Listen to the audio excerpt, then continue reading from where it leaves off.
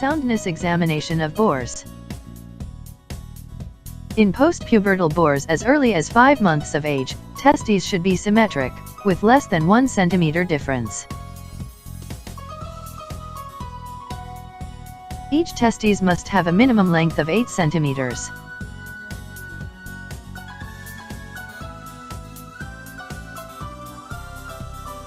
And a minimum width of 5 centimeters.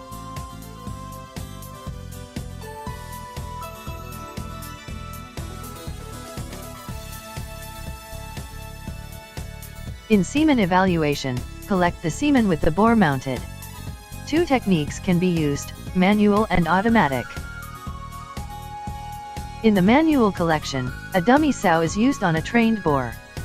The smell of another bore's semen, saliva, and urine on the dummy helps stimulate a trainee bore to mount and thrust. Wipe the preputial sheath and cut the preputial hair short to avoid bacterial contamination. Vigorously massage the prepuce of the bore. Collect the white sperm-rich fluid ejaculated by the bore. The volume of semen is high, and ejaculation occurs over a long period, so semen is usually collected into an insulated container to maintain a relatively constant temperature. A filter or opened gauze sponge is fastened across the opening of the container to filter out gel and debris. Automatic semen collection was developed to optimize collection process. The first steps of stimulation, cleaning, are similar to the manual one.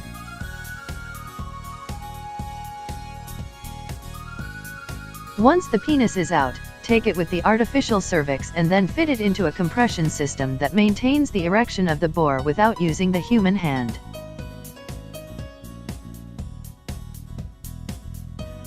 Sperm cells are viewed under the microscope. Nowadays, computer-assisted sperm analysis or CASA are used to evaluate the semen. These are the normal semen values of bores.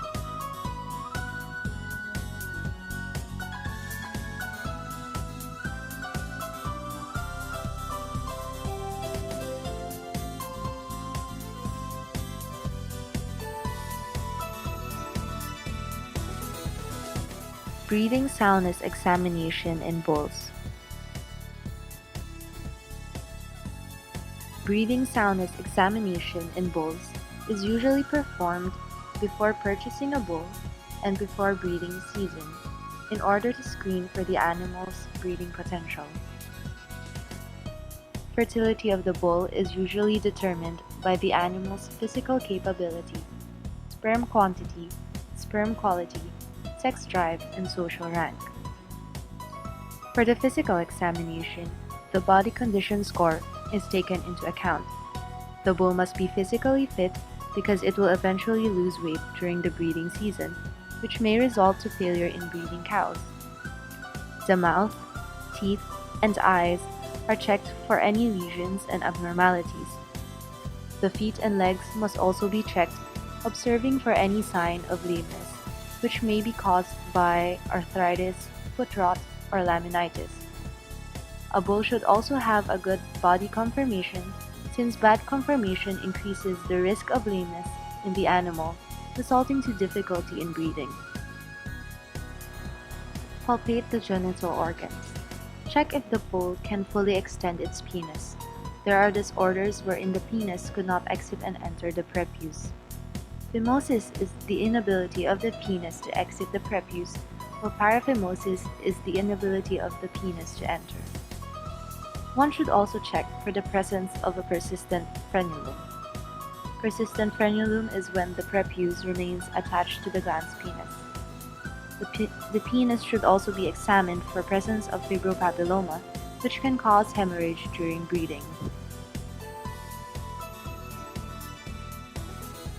After checking the penis, examine the testis for its consistency, shape, and size.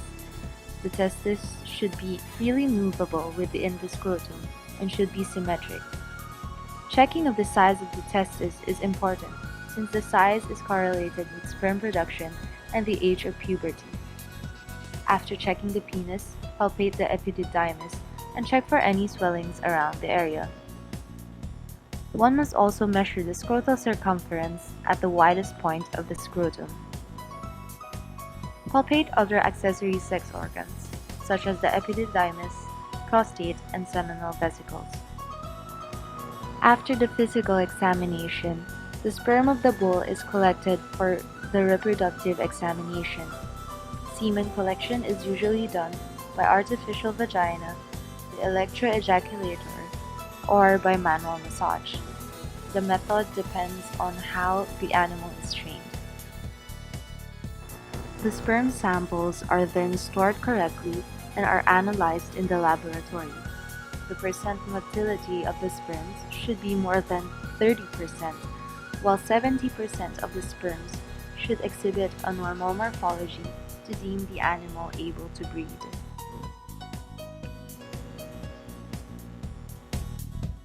Breeding soundness examination of male small animals. Breeding soundness examination is done to determine suitability for breeding, cause of breeding failure, as well as predicting the fertility of the animal. Breeding soundness is done in young unproven males as well as older unproven males.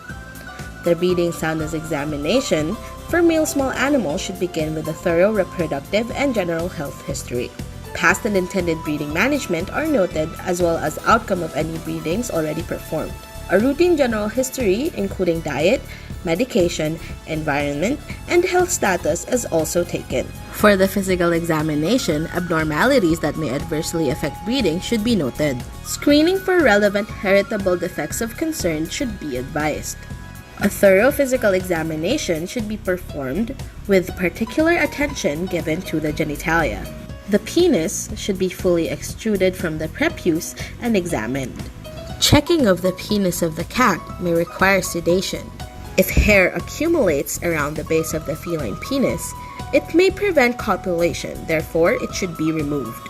Check for congenital malformations such as persistent penile frenulum, which prevents the protrusion of the penis from the frenulum, making it unable to do a successful copulation. Treatment for this condition is to undergo surgery. Crackling of the os penis should not be observed in dogs. Presence of pain upon palpation, as well as abnormal enlargement, should be noted as an abnormality. A small amount of mucoid discharge at the preputial opening is normal to be seen in dogs. 2 fully descended testicles should be observed. Consistency of the testicles is checked via palpation. Excessively soft or excessively firm testicles are considered abnormal findings. Size is best measured using a caliper. Length, width, and height is recorded, which will allow comparison for future examinations. Information like this is important in cases of figuring out the cause of decrease of fertility as an animal ages. For the male dog, palpation of the prostate gland should be done. The prostate size and symmetry may be examined via digital rectal palpation while the dog is on ventral recumbency. Enlargement or pain should not be observed while being examined. A normal prostate should be bilobed, symmetric, and with uniform consistency. This examination is rarely done in cats because prostate disease are uncommon. Libido assessment of the animal can be done with or without the presence of females. However, assessment is made easier if the animal is already interested during the collection of semen samples. Several collection techniques are available to be able to collect semen from the dog. For manual manipulation, the veterinarian will grasp the dog's penis and prepuce, providing moderate to vigorous stimulation to the penis until an erection begins. Slide the prepuce until the bulbus glandis is exposed. Apply proximal pressure to the bulbus glandis by encircling your fingers and thumb around it as it enlarges while simultaneously sliding a collection cone over the length of the penis. Once the dog begins to thrust, collect the different fractions of the ejaculate into separate collecting cones. The canine ejaculate consists of 3 fractions. Fraction 1 is to flush the urethra and is not usually collected. Most males move a great deal while ejaculating the first fraction, and when movement decreases, the second fraction is ejaculated. During this part, the dog may step over the hand of the collector, and this is safe. Fraction 2 is thick and cloudy in appearance, containing sperm-rich ejaculate with a normal volume of 1 to 3 milliliters. When the ejaculate coming out becomes clear, fraction 3 is soon to follow. Fraction 3 has the largest volume. However, it is not usually fully collected unless veterinarian will be evaluating for prostate disease. Otherwise, an adequate amount will be enough just to ensure the entire sperm-rich fraction has been collected. Fraction 1 and 2 are sometimes difficult to separate as they are often ejaculated during the thirsting position of the collection and may occur closely together. After collection is completed, the penis should be observed returning into the prepuce. Return of the penis may be hastened by walking the dog or gently applying cold packs on the penis and prepuce. Volume, color, motility, morphology, and concentration are the parameters for semen evaluation.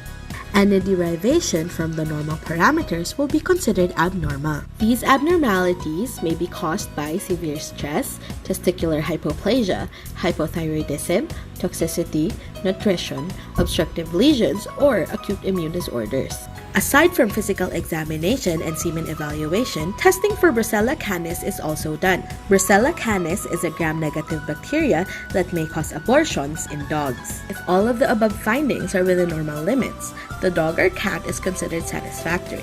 A questionable dog or cat are those with a condition that might resolve over time. A dog or cat with an untreatable condition or an inherited disorder will be classified as unsatisfactory for breeding. So, why should we conduct a stallion breeding examination? It is for us to select stallions for fertility, eliminate stallions with heritable defects, alert owners of subfertile stallions, and determine any cause of infertility. We should always remember, fertility is assumed for time of examination only. Always start your breeding examination with history taking. Check fouling rate, since it is a good indication of fertility. But be very careful as abortions that are not associated with the stallion may alter the number of fowls born. Check the mares. Check the reproductive history of mares, as barren or infertile mares may make stallions appear subfertile. Determine the intended use of the stallion. Would it be used for natural service or artificial insemination? Or was it fresh cooled semen? You should also determine the expected number of mares to be bred. You should always check disease history. The animal is infected with infectious anemia, equine viral arthritis, and CAM should not be used. After checking the history of the stallion, perform a general physical examination. Examine the stallion for conformation, lameness, vision, inherited defects, cryptorchidism, combined immunodeficiency, parrot mouth, hemophilia, complete mature cataracts, aniridia, wobbler, and multiple exotosis. A breeding sound stallion should be free from all these defects. As part of physical examination, we should also perform ultrasound. Although we usually think of the mare when we consider reproductive ultrasonography, there are a number of uses for ultrasonography in the stallion. Ultrasonographic examination of the testes is an accurate method for determining testicular size as well as identifying pathologic features. Testicular parenchyma can be examined and testicular trauma evaluated. Tumors can also be identified. Scrotal content such as bowel or excessive fluid can be visualized. Hematocele can be differentiated from hydrocele. The internal genitalia can also be examined. The accessory sex glands are better evaluated using ultrasound than by palpation alone. Semen collection involves the use of artificial vagina and stimulation of the stallion. Stimulation of the stallion can be done manually or using drugs such as psilocin. This video is on semen collection in the stallion. Please note that this stallion is well behaved and has been trained to mount a dummy. The handlers are not wearing protective headgear. It is advised to wear protective headgear when collecting stallions of unknown behavior and training.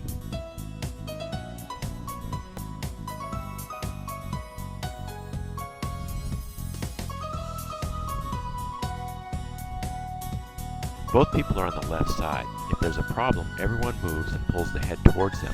making the rear swing away from the personnel. The stallion is led to the dummy, bumps his chest, and is allowed to mount the dummy.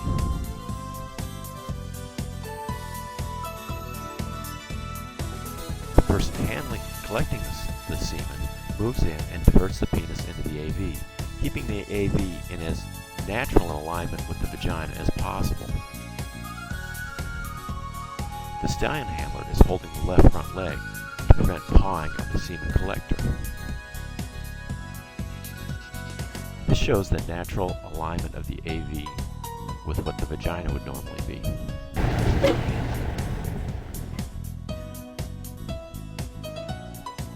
The person collecting detects ejaculation by feeling the urethra. In this case, he acknowledges by shaking his head yes.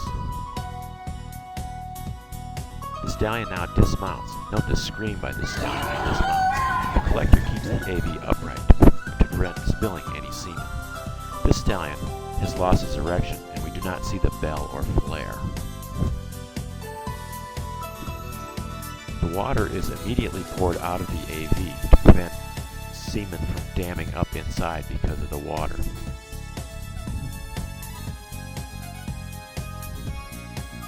Thanks to Sarah Lyle and Jose Len.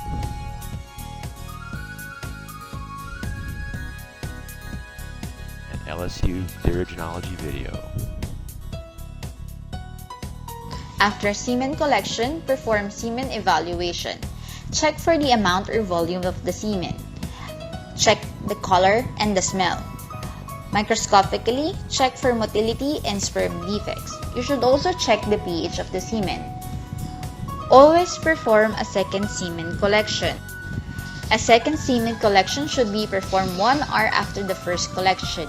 The second collection in relation to the first should have the same volume, 60% as many cells, same motility, a pH that rises slightly, and if the relationship between the first and second ejaculate is not seen, then one of the ejaculate is not a representative. The following are the criteria to pass BSE. First, the stallion must have normal libido, normal behavior, and a normal gait. He should have 2 scrotal testes, and there should be no scrotal or penile abnormalities. The testes should have at least 80 mm TSW, and the cultures from the penis and urethra should have inconsistent bacterial types, and there should be fewer colonies after the first ejaculation. There should be no pathogens.